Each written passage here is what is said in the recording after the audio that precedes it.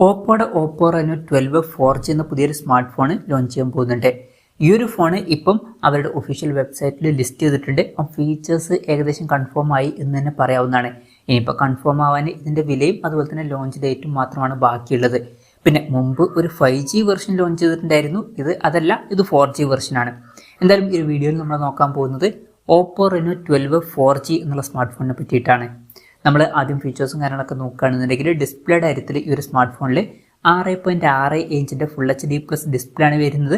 അമുല ഡിസ്പ്ലേയും കാര്യങ്ങളൊക്കെ ഇതിൽ കൊടുത്തിട്ടുണ്ട്. പിന്നെ ഫ്ലാറ്റ് ആയിട്ടുള്ള ഡിസ്പ്ലേ ആണ് വരുന്നത്. പഞ്ചോൾ ഡിസൈൻ ഇതിൽ വരുന്നുണ്ട്. പഞ്ചോൾ വരുന്ന ടോപ്പ് സെൻറ്റർ ഭാഗത്തായിട്ടാണ്.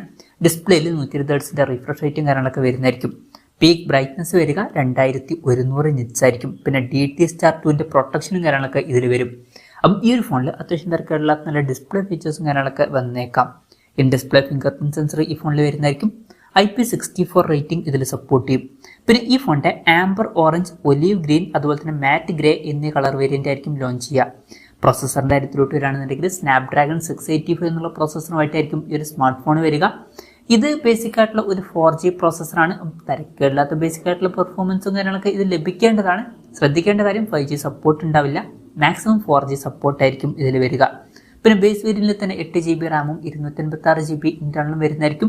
8GB റാമും 512GB ഇന്റേണലുമായിട്ട് വരുന്ന മറ്റൊരു വെർഷനും വരുന്നതായിരിക്കും. LPDDR4Xന്റെ റാമും UFS 2.2 സ്റ്റോറേജ് ടൈപ്പും ഇതിൽ വരുന്നതായിരിക്കും.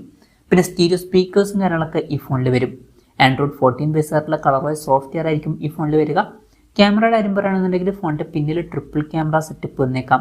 50 മെഗാ മെയിൻ ക്യാമറ സെൻസറും 8 മെഗാ അൾട്രാ വൈഡ് ആംഗിൾ ലെൻസും അതുപോലെ തന്നെ 2 മെഗാ മാക്രോ ലെൻസും ഇതിൽ വരുന്നതായിരിക്കും. ഫ്രണ്ടിൽ 32 മെഗാ സെൽഫി ക്യാമറ ആയിരിക്കും വരിക. അപ്പം ഓൺ പേപ്പർ തിരക്കുകളില്ലാത്തൊരു ക്യാമറ സ്പെസിഫിക്കേഷനും ഇതിൽ വരുന്നതായിരിക്കും. ബാറ്ററിയുടെ കാര്യത്തിൽ 5000 mAh ബാറ്ററി ഒക്കെ വരുന്നതായിരിക്കും. 45 വാട്ടിൻ്റെ ഫാസ്റ്റ് ചാർജ് സപ്പോർട്ടും ഇതിൽ വരും. Type-C ചാർജിംഗ് പോർട്ടുമായിട്ടായിരിക്കും ഈ ഒരു സ്മാർട്ട് ഫോൺ വരിക.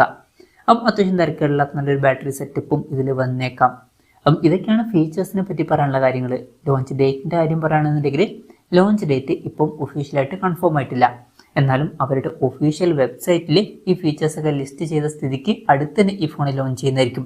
ലോഞ്ച് ഡേറ്റിനെ പറ്റിയിട്ടുള്ള ന്യൂസുകളൊക്കെ വരുമ്പോൾ അതിനെ പറ്റിയിട്ടുള്ള വീഡിയോസൊക്കെ നമ്മൾ ചെയ്യുന്നതായിരിക്കും. അപ്പം അതുപോലുള്ള വീഡിയോസ് കാണാൻ താല്പര്യമുണ്ടെന്നുണ്ടെങ്കിൽ ഈ ചാനൽ സബ്സ്ക്രൈബ് ചെയ്യാവുന്നതാണ്. പിന്നെ വിലയുടെ കാര്യം പറയുകയാണെന്നുണ്ടെങ്കിൽ അതിനെ പറ്റിയിട്ടുള്ള കാര്യങ്ങൾ അറിയാൻ കഴിഞ്ഞിട്ടില്ല. എന്നാൽ നമ്മുടെ എക്സ്പെക്ടേഷൻ പറയുകയാണെന്നുണ്ടെങ്കിൽ ഇന്ത്യൻ മാർക്കറ്റിൽ ഈ ഫോൺ ലോഞ്ച് ചെയ്യുകയാണെന്നുണ്ടെങ്കിൽ നമുക്ക് ഒരു 20,000-22,000 രൂപ പ്രൈസ് റേഞ്ചിലൊക്കെ ആയിട്ട് എക്സ്പെക്ട് ചെയ്യാവുന്നതാണ്. ഇതൊരു ഓഫ്ലൈൻ ഫോൺ ആയിരിക്കും. അതുകൊണ്ട് തന്നെ വളരെ മികച്ചൊരു പ്രൈസിംഗ് ഒന്നും നമുക്ക് എക്സ്പെക്ട് ചെയ്യാൻ പറ്റില്ല. അപ്പം ഓൺലൈൻ ഫോൺ ആണെന്നുണ്ടെങ്കിൽ നമുക്ക് 15,000 രൂപയ്ക്ക് താഴെ തന്നെ ഈ ഫോൺ എക്സ്പെക്ട് ചെയ്യാവുന്നതാണ്. പക്ഷേ ഓഫ്ലൈൻ ഫോൺ ആയതുകൊണ്ട് തന്നെ 20,000 രൂപ പ്രൈസ് റേഞ്ചിലൊക്കെ ആയിട്ട് ഈ ഫോണിൻ്റെ വില എത്തിയേക്കാം. കൺഫർമേഷൻസ് ഒന്നുമില്ല, ജസ്റ്റ് നമ്മുടെ എക്സ്പെക്ടേഷൻ പറഞ്ഞു എന്നേ ഉള്ളൂ. പിന്നെ ഇന്ത്യയിൽ ലോഞ്ച് ചെയ്യുകയാണെന്നുണ്ടെങ്കിൽ ചിലപ്പം വേറെ പേരിലായിട്ടും വന്നേക്കാം. എന്തായാലും അതിനെ പറ്റിയിട്ടുള്ള ന്യൂസുകളൊന്നും ഇപ്പം പുറത്ത് വന്നിട്ടില്ല. എന്തായാലും ഓപ്പോ റെനോ 12 4G എന്ന പുതിയൊരു സ്മാർട്ട് ഫോണിൽ ലോഞ്ച് ചെയ്യാൻ പോകുന്നുണ്ട്. ഈ ഒരു ഫോണിനെ പറ്റിയിട്ടുള്ള നിങ്ങളുടെ അഭിപ്രായം ജസ്റ്റ് ഒന്ന് കമൻറ്റ് ചെയ്യുക. അതുപോലെ തന്നെ ഈ ഒരു സ്മാർട്ട് ഫോൺ ഇന്ത്യൻ മാർക്കറ്റിലൊക്കെ ലോഞ്ച് ചെയ്യുകയാണെന്നുണ്ടെങ്കിൽ നിങ്ങൾ ഏത് പ്രൈസിങ്ങിലാണ് എക്സ്പെക്ട് ചെയ്യുന്നത് എന്നുള്ള കാര്യം കൂടി ജസ്റ്റ് ഒന്ന് കമൻറ്റ് ചെയ്യുക.